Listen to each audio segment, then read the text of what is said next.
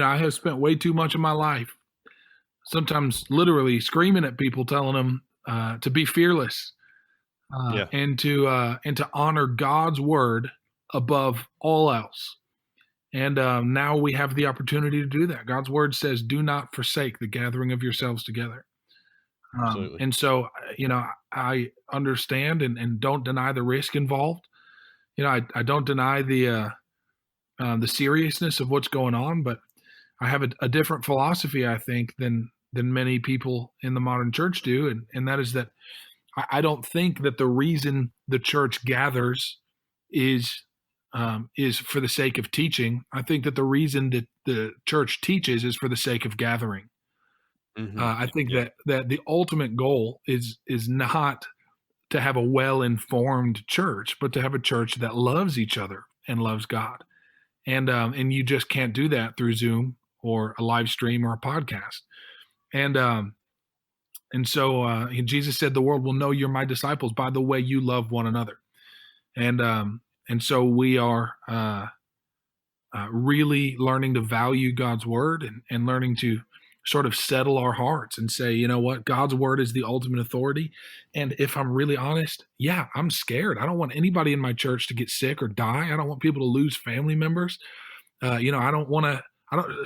I think it probably a more frequent risk is that people might lose friends over this. Not that they would die, but that people might get so offended by the fact that they're gathering together with other people at events that they might not talk to them anymore.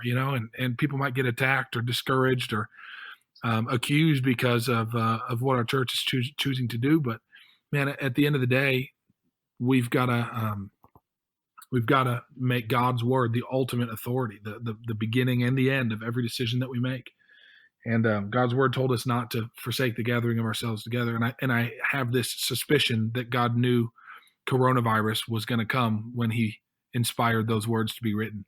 And so, oh, absolutely. I don't think He was taken by surprise. I don't think that He forgot to consider COVID and the risks involved. And so, we're just praying that God would protect our community, but and keeping our heads down and just continuing to obey what His word said and to let His word be the ultimate authority. But yeah, man, I think where we have gotten it wrong in the last generation or two is that we have believed that the reason the church gathers is to teach, when it's the exact opposite. Actually, the reason the church teaches is to gather. That we teach and we instruct theology and good theology, because good theology is sort of the feast that we are able to unify around. We come together around the knowledge of God, the pursuit of God. That's what unifies people. It's what joins people together in community.